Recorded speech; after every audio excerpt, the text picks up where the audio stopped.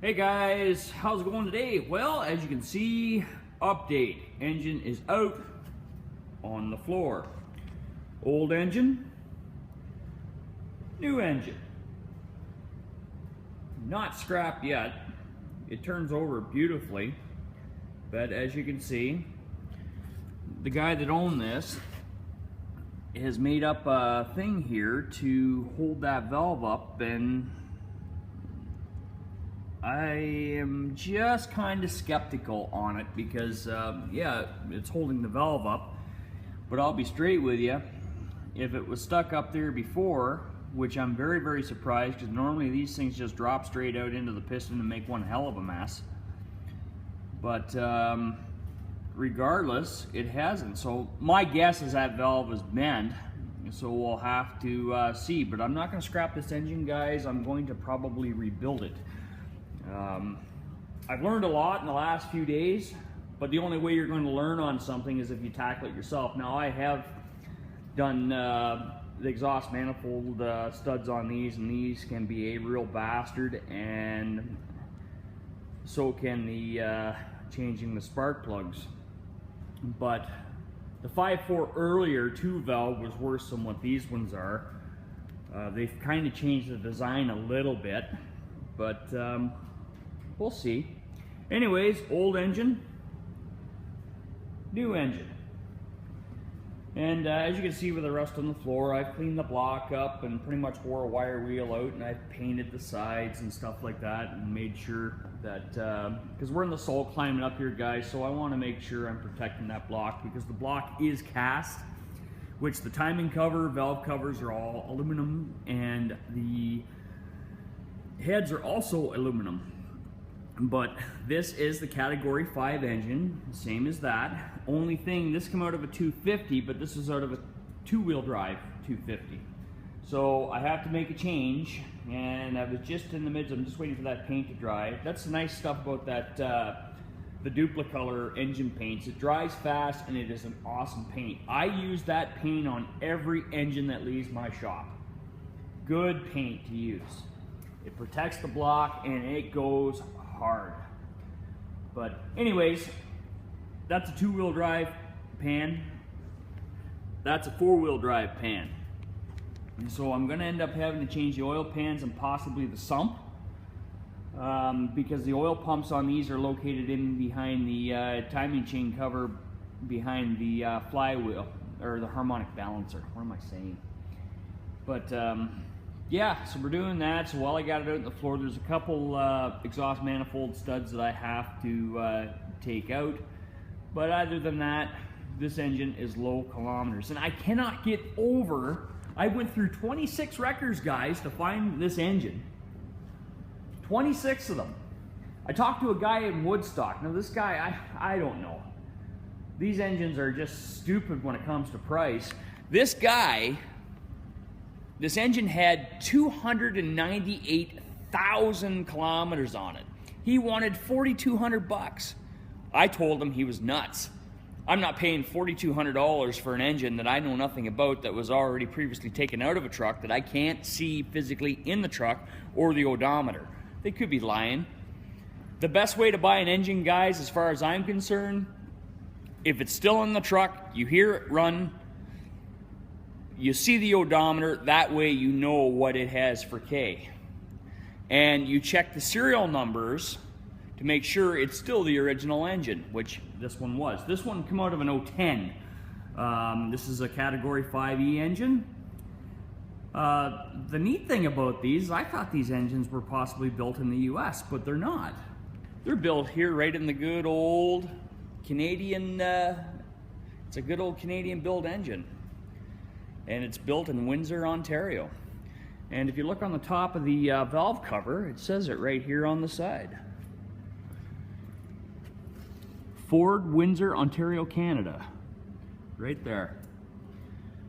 So yeah, that's awesome. Cool. But like I said, I'm learning as I go. Like I said, I don't see these very often. But it looks to me like the previous owner, before Bruce had it, put new exhaust manifolds on it, because they are in absolutely mint condition, and the ones that come off of this were horrible. They were just literally falling apart. So there's a few changes we got to do to this engine. I got to pull parts off of that, but oil pan and sump possibly. Oil pan for sure, sump I'm not sure yet, we'll see, but I got to change that. And yeah, I'm going to put the spark plugs in it, new spark plugs in it while it's out here on the floor. It'd be a lot easier, but the nice thing I like about this engine is how clean it was. If you look at the intake of this head, it is just coated in carbon, which this one over here is nice and clean. So that is a good sign. This engine here only has 141K on it, so, which is awesome. And I had to thank Jake at Redline Trucks in Clinton, Ontario, for getting me this motor. I searched a lot of places, and then I finally just, because I know Jake is all Chevy, so Jake normally doesn't deal in the Ford engines, but fortunately for me, this one just came in. And what happened with this motor, the reason why, it was an 010 truck, and what happened is the guy tried to do exhaust manifolds, I guess himself, stuck the torch in, heated up the floor pan, caught the wiring harness on fire and burnt the truck. So, oh well, shit happens. Attempt, failure. So anyways, so we're going to give her some new spark plugs and do a lot of the updates on it that I'd like to do. We've got a bunch of new gaskets. There's a bunch of changes we have to do from that engine to this engine. It's not a big issue, they're just small. And the oil pan is definitely one, because it won't fit in because of the way that this oil pan is designed, so not a big issue. It was a little tricky getting the engine, because that's a aluminum bell housing that's on that transmission, so being that it was on a cast block, it was a little tricky to get the hell out of there. The hardest part, these engines are so simple to come out. Like Ford couldn't design a better, they use their brain when they design these trucks, because like I said, sometimes the Chevys, they can be a real bastard to get out, but this one here is fairly straightforward. And it come out very, very simple. Our hardest part is just breaking the engine off that bell housing, but once it did break off, as you come out, it was very simple to get to the torque converter bolts. The only part that I had a problem with was trying to get to the top bolt on the starter. But we got it, no big issue. But yeah, so there's our new engine. And thanks again, Jake at Redline Trucks.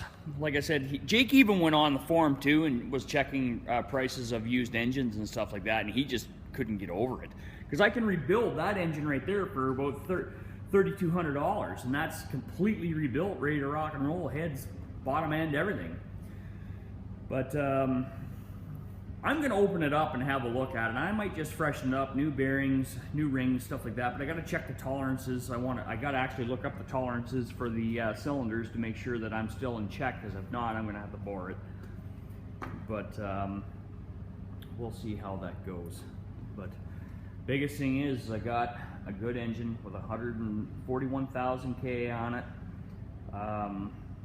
The intake ports are clean. That's what I like to see. The oil is clean. That's another key thing when you're buying a used engine. Pull that dipstick. If you pull the dipstick and it's black as Toby's ass, you know it was not looked after. The guy never kept up on his oil changes. And these are running full synthetic oils, 520 in them, so I'm still a little skeptical on synthetic oils, but if that's what it says to run, that's what I'm going to run. But yeah, so we're getting there, guys. So anyways, that's about all I got for you right now. Stay tuned. We'll be back with another series on this. I'm going to start pulling the oil pan off. I'm going to actually pull this engine out of here and sweep up and get another stand out and put that one on a stand, spin it upside down, and yeah, gotta get the oil drained out of this one, and I've ordered a bunch of new gaskets for it and the new updated exhaust manifold studs, and we'll get that done, and hopefully maybe by the weekend she'll be ready to drop back in. But I just couldn't get over, like, it when you get it here and it has, when the engine's fully dressed, it's just like holy shit. Like I said, I don't deal with this stuff every day. Like I said, I deal with Merc, and you couldn't ask for a straighter forward engine other than the newer stuff with the multi-port fuel injections. Is not a big issue, but this thing looks huge. And if you look at that 572 up there, okay, that engine there is actually wider than that 572. So kind of a cool design. I'm looking for it to be my first Ford 5.4 that I've ever owned, so here's hoping. And another YouTuber that I follow, he seems to have pretty good luck with them, so why the hell not? And like I said, I was Dodge, Chevy, and the only reason, guys, I got rid of Ford because I was absolutely disgusted. Me and my wife, we bought a brand spanking new 2004 F-250 6-liter turbo diesel. It was the biggest piece of shit I have ever owned. I've never, ever, that truck did more sitting in the shop than it did actually driving. Warranty claim after warranty claim, head gaskets 3 times, turbos, EGRs, etc., coolers. Oh, it was just a piece of shit. And if you own a 6-liter, I feel sorry for you, because by the time the warranty was done, I ended up having to do the head gaskets for the 3rd time, and that's with the updated head studs and stuff like that, 3 times. And POS, that's all I'm gonna say. I don't care if you bulletproof it, it's just a fucking junk engine. The 7.3 was twice that. The 6.4 wasn't much better, for what I understand. But that's what turned me away from Ford, because as far as I'm concerned, I was treated like shit. And the good old dealership, I think, had fun with my pocketbook. So the last draw, when it went for the 3rd time, I just said, not a chance. I sold the truck. I was so pissed off. I sold the truck for $3,500 after what I buy that truck. It was a factory or a dealer demo, and I paid $37,000 for it because it was just a base model truck. I don't need all the bells and whistles, guys. I don't. Disgusting. It was a disgusting truck. So that Ford turned into a Dodge, and that Dodge is sitting out there in the parking lot, running right now because it is minus 17 up here right now, guys. And like I said, not plugged in. She fired right up this morning and ran. I gotta just run into town. But I like when it's this cold out, guys. I like things warmed up. I'll go out, even my gas truck, I'll go out and start it for 15 minutes before I put her to work. But when it comes to the little Chevy, that little girl has worked great. Absolutely great. I've got no issues about that truck whatsoever. The only issue that I have with it when it comes to plowing, and the 1500 HD is a little light for that plow. I don't like the independent suspension on it. It bounces side to side and causes the plow to jump back and forth, which that won't. That's why I bought this truck. And I'll be straight with you, is when I owned the 04, I loved the truck. The truck was fantastic. The motor was junk. Absolutely junk. Ford knew it. Ford knew it. That's why they designed their own motor. And apparently the 6.7s, my buddy, he has one, and he's had, other than a few wiring issues, he's never had any issues with the motor. And I'm hoping that this will go the same way. But I didn't want a diesel truck for plowing snow. because up here in Canada, being so cold, plugged in, our hydro rates up here are stupid.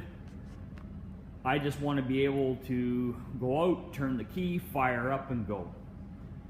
And another thing I don't like about a diesel with plowing is I just find them way too heavy on the front end. And once you're hung up, you're hung up.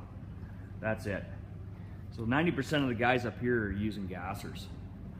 And like I said, I have had no issue with the Chevy. I'm going to actually give that truck to my son. My oldest boy, David, I bought him his first pickup truck. And now he owns a Dodge. He has a newer Dodge Hemi. Fantastic motor. We took it to a hockey tournament up in Peterborough, and I couldn't get over the fuel mileage and power to no end. Beautiful truck, I like it. But like I said, one thing I do like and I don't like payments. I do not like payments and going for bank loans and shit like that to buy trucks, because I think it's the worst investment you're ever going to do. So I would buy something like this, guys, and I fix it up. That way I have no payments. It's minimal money. I do 90% of the work myself. And then I have a Class A mechanic that works for me part-time. And he does pretty much all the safeties and everything else, and he tests, and then I don't have to worry about anything. So, and he keeps up the maintenances on the trucks and makes sure everything's all good, and we're all golden here. So anyways, I think my son's going to enjoy that little truck. First truck is always what I call a bumper car, but he's pretty excited about it. I've already told him, so he's got plans. His first plan is he wants to put a lift kit in it, and he wants to put it up on 32-inch tires. I'm going to pull that plow off, and I'm going to put it on the Ford, because I really like the Snowway plows. I just love the down pressure, guys. That down pressure is just the cat's meow. I just wish I had the newer ones with the wings on it that you can actually tilt forward to scoop or whichever, but it is what it is. I use the 1025R more than I use the plow. I got a couple commercial lots now that I do. But yeah, so like I said, this is a winter project. This isn't going to be on the road anytime soon. I want to get the engine done. We'll probably put that on the road in the spring. And we'll get that all done, and then we're going to probably finish up with other stuff, and then hopefully the top kick will be back and we can finish that truck. And I haven't decided what I'm going to do with that truck yet.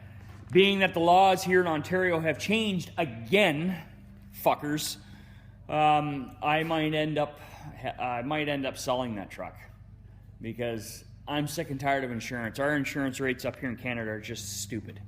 MTO, our Ministry of Transportation, is getting stupid. These guys, if you guys are truck drivers and you're coming up here to Canada, make damn sure that everything is 100%, because they're nailing anything they can. Cars, pickup trucks, trailers, transports. There was a thing on the news the other day that the MTO had actually the snowplow guys, one of the right on the 401, they had a plow truck and a sander pulled over and checking them for weight. That's a bunch of bullshit. But it is what it is.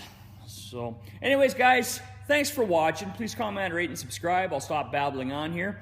And stay tuned. We'll be back with the next part. Cheers. Thanks again.